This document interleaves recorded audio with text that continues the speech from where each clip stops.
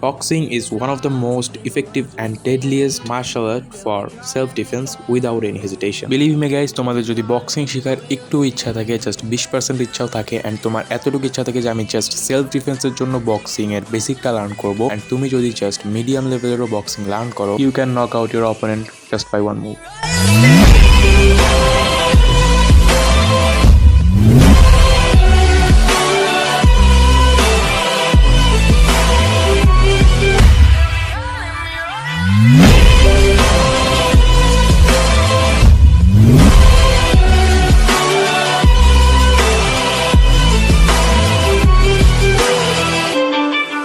Boxing তোমরা at হোমও easily শিখতে পারবা যদি তোমাদের ডেডিকেশন থাকে অ্যান্ড ডিসিপ্লিন থাকে, বাট সবচেয়ে বেশি ভালো হয় যদি তোমরা আগে থেকেই কোনো জিমে থাকো বা কোনো ধরনের স্প্রিন্টিং বা খুবই স্পোর্টস পারসন হও, তাহলে তোমাদের স্ট্রেংথটা আগে থেকেই অনেক বেশি বুস্ট থাকবে। নাহলে তোমাদেরকে এখন এক্সট্রা করে কিছু ওয়ার্কআউট করে তোমাদের নিজেদের স্ট্রেংথটা আগে বুস্ট করে নিতে হবে, কেননা স্ট্রেংথ ছাড়া তুমি বক্সিং শিখতে পারবা না। বাট এখানে একটা ক্যাচ আছে, তোমরা অনেকেই আছো যারা জেনেটিক্যালি শক্তিশালী, তাদের নর্মালি ওয়ার্কআউট ছাড়াই বা কোনো কিছু করা ছাড়াই তোমরা নর্মালি শক্তিশালী বা স্ট্রেংথফুল হয়ে থাকো। তো তোমরা এটা বোঝার জন্য কি করতে পারো, তোমরা তোমাদের যে ফ্রেন্ড আছে, সমবয়সী ফ্রেন্ড, তাদের সাথে অনেক ধরনের লাইক স্ট্রেংথ কম্পিটিশন করতে পারো। লাইক তোমাদের সাথে রানিং কম্পিটিশন করলা বা আর্ম রেসলিং করলা, এন্ড যদি তুমি কিছুতে তাদের থেকে কম্পারেবলি বেশি শক্তিশালী হও, দ্যাটস মিন তুমি জেনেটিক্যালি ব্লেসড স্ট্রেংথের দিক থেকে। সো আজকের এই কোর্সটাকে আমরা 3টা পার্টে ভাগ করে নিব, বিগিনার, ইন্টারমিডিয়েট এবং অ্যাডভান্সড। সো প্রথমে আমরা কথা বলি বিগিনার লেভেল নিয়ে।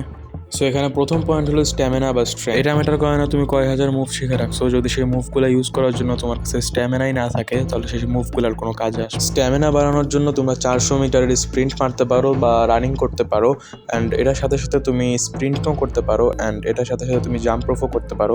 এটা করলে তোমাদের হার্টবিট ফাস্ট হয়ে যাবে অ্যান্ড তুমি হাঁপায় যাবে অবশ্যই, বাট তোমার থামা যাবে না।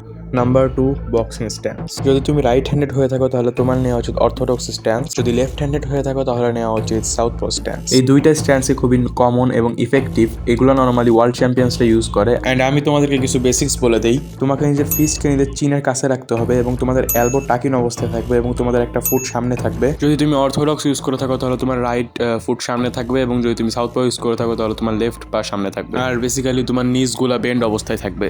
আর এখন আমি খুবই প্রয়োজনীয় একটা জিনিস সম্পর্কে কথা বলবো, যেটা সব মার্শাল আর্টেই কাজে দেয়, সেটা হলো be light on your feets. দেখো, তুমি যদি আসলে নিজের ফুটসের উপর লাইট হতে চাও তাহলে তোমরা ড্রিল প্র্যাকটিস করতে পারো। তাছাড়া তোমরা যদি জাম্প রোপ এবং স্প্রিন্টিং প্র্যাকটিস করে থাকো তাহলে সময়ের সাথে সাথে তোমরা এমনি তোমাদের ফিটসের উপর লাইট হয়ে যাবা, এবং এই জিনিসটা কিন্তু তোমাদের মুভমেন্ট এবং স্পিডের জন্য অনেক বেশি ম্যাটার করে, এবং এই জিনিসটা খুবই প্রয়োজনীয় এবং ইম্পর্টেন্ট। এটা আরো বেশি ইম্পর্টেন্ট ডিফেন্সের জন্য। যেহেতু ডিফেন্সের কথাই বলতেছি, তাহলে ডিফেন্স এই জিনিসটা ঘরে ট্রেন্ড করা খুবই হার্ড ব্যাপার। এটার বিভিন্ন ধরন হয়, যেমন প্রথম একটা ধরন হলো ব্লক। এখানে নর্মালি তোমরা তোমাদের অপোনেন্টের পাঞ্চটাকে হাত দিয়ে ব্লক করে দাও বা অন্যদিকে রিডাইরেক্ট করে দাও। এখন এটার আরেকটা টাইপ আছে, যেটা হলো হেড মুভমেন্ট। এখানে নর্মালি তুমি তোমার পাঞ্চগুলোকে হেডের মুভমেন্ট দ্বারা ডজ করতেছো। এখন এটাকে তোমরা কোনভাবে ইমপ্রুভ করতে পারো আমাদের 5th পয়েন্ট দ্বারা। আমাদের 5th পয়েন্ট হলো শ্যাডো বক্স। শ্যাডো বক্সিং হলো মূলত তুমি নর্মালি তোমার সামনে একটা অপোনেন্টকে ইমাজিন করবা এন্ড ওইখানে জাস্ট পাঞ্চ করবা এন্ড ডজ করবা তোমার অপোনেন্টের পাঞ্চগুলা, মানে ইমাজিনারি অপোনেন্টের। এটা নর্মালি সব বক্সাররাই করে থাকে। এখন আমরা আমাদের 6 পয়েন্ট সম্পর্কে কথা বলি, যেটা হলো পাওয়ার এন্ড স্পিড। আমি এই দুটাকে সেপারেটলি বুঝাই। প্রথমে পাওয়ার সম্পর্কে কথা। পাওয়ার হলো, আমি তোমাদেরকে একদম শর্ট এবং ক্লিয়ারলি বলতেছি,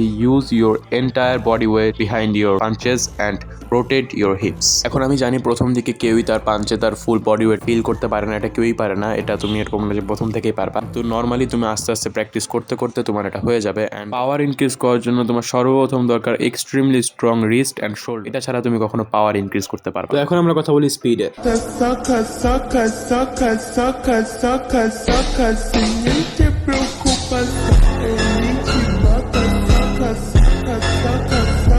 বাট 1 মিনিট, আমি তোমাদেরকে কিছু ইকুইপমেন্ট সাজেস্ট করতে চাই, যেটা একজন বক্সার হিসেবে তোমাদের কাছে থাকা উচিত। যদি তুমি ইনভেস্ট করতে পারো অবশ্যই এটা নিও। ফার্স্ট হলো হ্যাভি পাঞ্চিং ব্যাগ, এবং সেকেন্ড হলো ওয়েটেড ব্রেসলেটস, যেটা তোমাকে 1 কেজির মতন নিতে হবে। এই ওয়েটেড ব্রেসলেটস গুলো তোমাদের অনেক কাজে আসবে। এখন আমরা স্পিডের কথা বলি। স্পিড বাড়ানোর জন্য তোমরা শ্যাডো বক্সিং করতে পারো উইথ দ্য 1 কেজি ব্রেসলেট, যেটা তোমাদেরকে আমি কেবল রিকমেন্ড করলাম। তোমরা পাঞ্চিং ব্যাগে পাঞ্চ করতে পারো তোমাদের যেই কম্বো ভালো লাগে সেই কম্বো, বা তোমাদের ফেভারিট কোনো একটা কম্বো নিয়ে। তো এখন ফাইনালি আমরা কথা বলবো স্ট্রেংথ কন্ডিশনিং নিয়ে, যেটা সবচেয়ে বেশি প্রয়োজনীয়।